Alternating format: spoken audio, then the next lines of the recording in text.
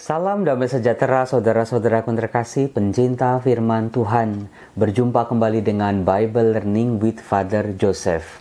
Bagaimana kabar Anda hari ini? Saudara-saudaraku yang terkasih, tadi di awal Romo Yosef ngapain sih? Kok seru amat? Tadi saya sedang memainkan alat musik yang bernama kalumba. Alat musik sederhana, gampang dimainkan. Kalau Anda mau beli silakan cari di toko-toko online, pasti banyak. Namanya kalumba. Nah, tadi saya sedang memainkan sebuah melodi sederhana yang judulnya Jejenam. Doa dari bahasa Sanskerta dengan iringan yang lembut, hening, dan tenang. Caranya begini. Jejenam, jejenam, jejenam, Om Yesus Kristus jejenam.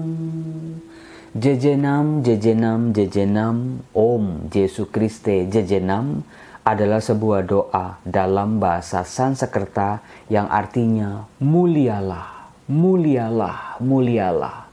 Oh Yesus Kristus, mulialah. Saudara-saudaraku yang terkasih, memuliakan Tuhan adalah salah satu bentuk ungkapan kita sebagai orang beriman.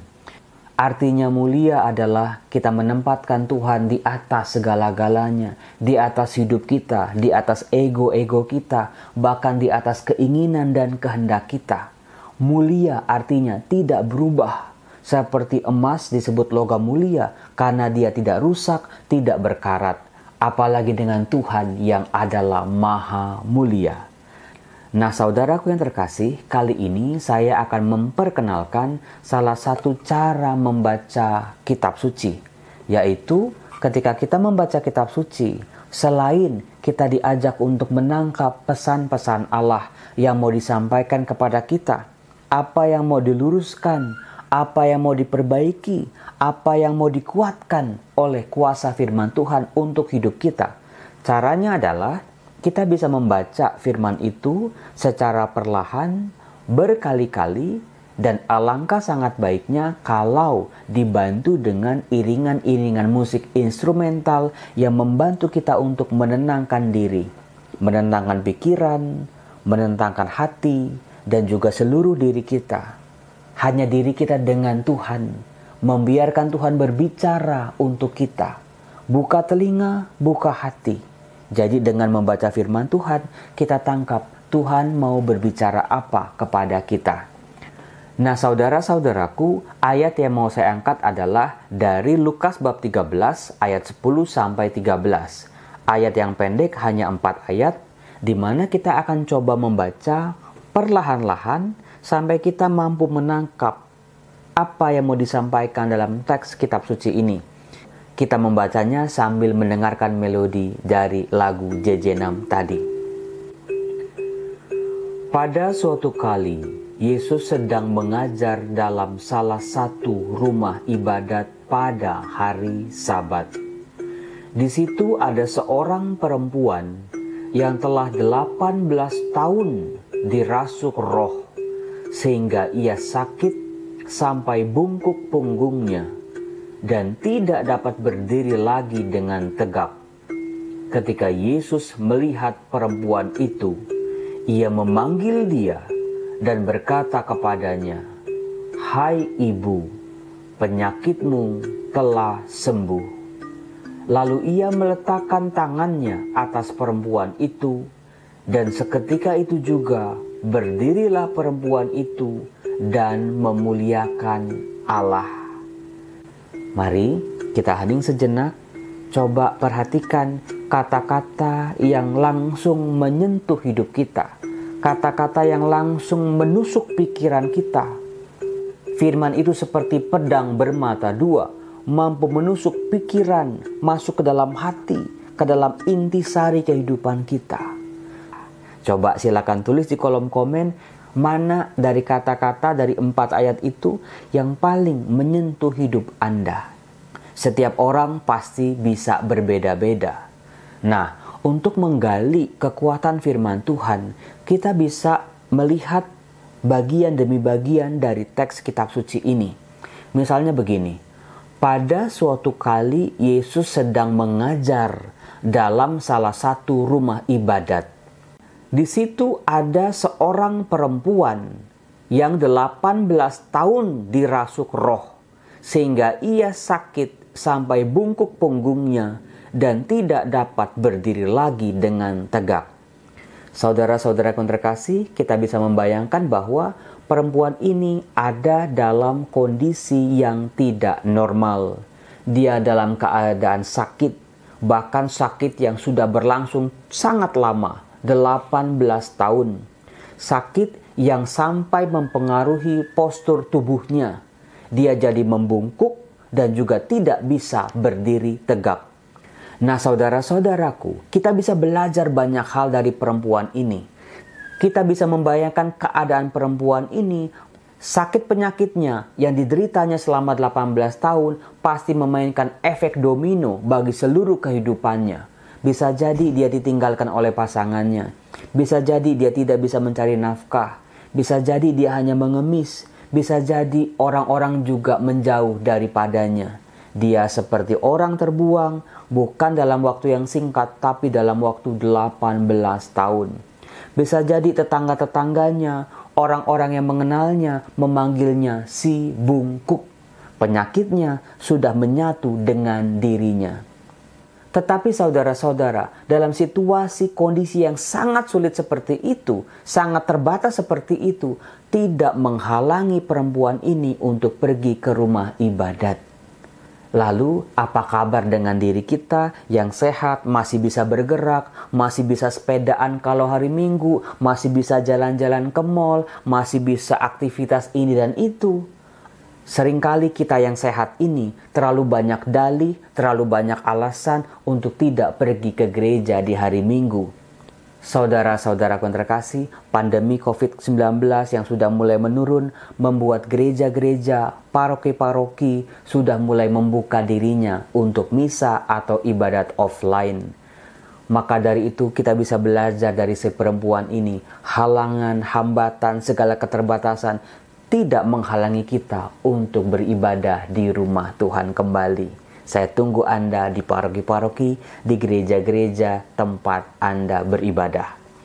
Nah, saudara-saudaraku, ada yang menarik di ayat 12. Di mana ternyata si perempuan ini, dia tidak memohon apa-apa, dia tidak meminta apa-apa kepada Yesus, bahkan dia tidak memulai dulu percakapan dengan Yesus.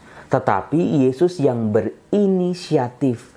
Begitu melihat perempuan ini, Yesus tergerak oleh belas kasihan.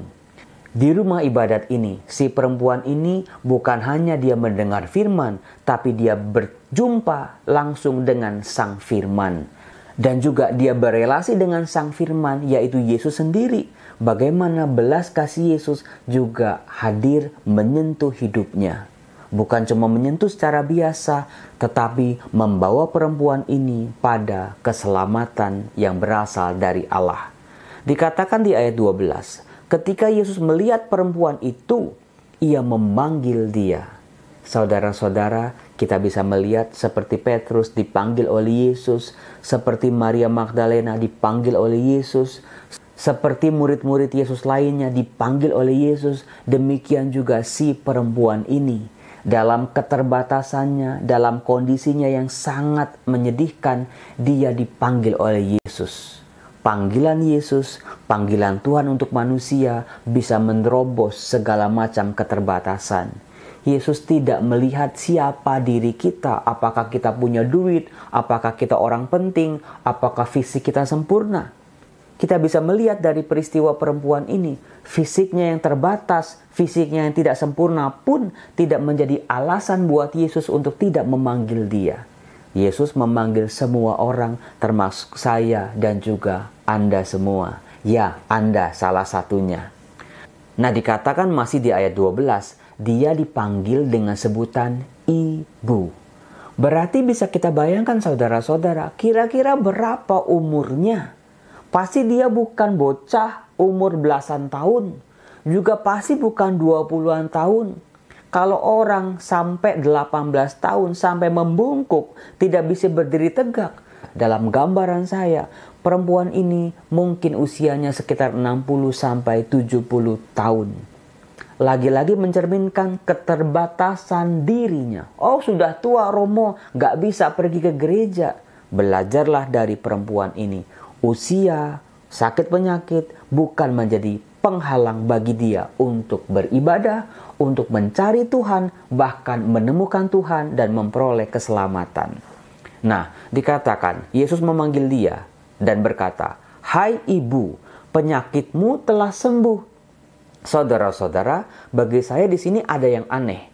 Karena si perempuan itu, si ibu ini masih bungkuk. Masih belum berdiri tegak, penyakitnya belum sembuh. Tetapi Yesus mengatakan, "Hai ibu, penyakitmu telah sembuh." Di balik kata-kata Yesus ini, sebetulnya Yesus mengajak perempuan ini untuk memiliki rasa percaya dulu kepada kuasa kasih Tuhan. Kepada Tuhan yang mampu melakukan aneka macam hal-hal yang ajaib sekalipun. Jadi di sini kita bisa belajar bahwa sebelum kita sembuh, sebelum kita pulih, sebelum kita memperoleh kembali kesehatan dan keadaan-keadaan kita diajak untuk memiliki iman, rasa percaya. Apa yang kita pikirkan harus yakin kita bisa sembuh. Apa yang kita rasakan juga harus bisa merasakan kita bisa sembuh karena kuasa Tuhan. Ini yang mau disampaikan oleh Yesus. Hai ibu, percayalah penyakitmu telah sembuh. Lalu setelah itu baru di ayat 13, Yesus meletakkan tangannya atas perempuan itu. Dan seketika itu juga berdirilah perempuan itu. Si perempuan ini meskipun tidak dikatakan dalam teks, tapi bisa kita bayangkan perempuan ini percaya pada kata-kata Yesus. Percaya pada kuasa besar yang bisa mengalir dalam diri Yesus. Dan alhasil dia pun bisa sembuh kembali. Tetapi saudara-saudara, kisah tidak berakhir sampai di situ. Ada kata-kata terakhir di akhir ayat 13. Di mana setelah perempuan itu dia beribadah kepada Allah, dia berjumpa dengan Yesus, dia berelasi sama Yesus, dipanggil oleh Yesus, diajak oleh Yesus untuk percaya dan menjadi sembuh. Ternyata akhirnya bukan pada kesembuhannya, tetapi dikatakan dia memuliakan Allah. Kita bisa melihat kualitas iman yang luar biasa yang dimiliki oleh perempuan ini. Dia tidak langsung berfokus pada kesembuhannya, dia teriak-teriak, dia girang, dia lompat-lompat, tetapi pertama-tama dia memuliakan Allah. Memang seharusnya begitu, menempatkan Allah di atas segala-galanya, menempatkan Allah sebagai nomor satu dalam kehidupan kita. Maka seperti perempuan ini yang memuliakan Allah, mari kita bernyanyi lagi. Jejenam, jejenam, jejenam. Om Yesus Kristus jejenam. Mulialah, mulialah, mulialah. Oh Yesus Kristus, mulialah.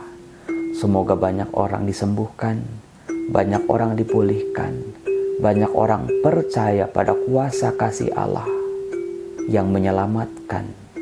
Kuasa kasih Allah bisa bekerja dalam kehidupan kita, dalam diri saya maupun dalam diri Anda.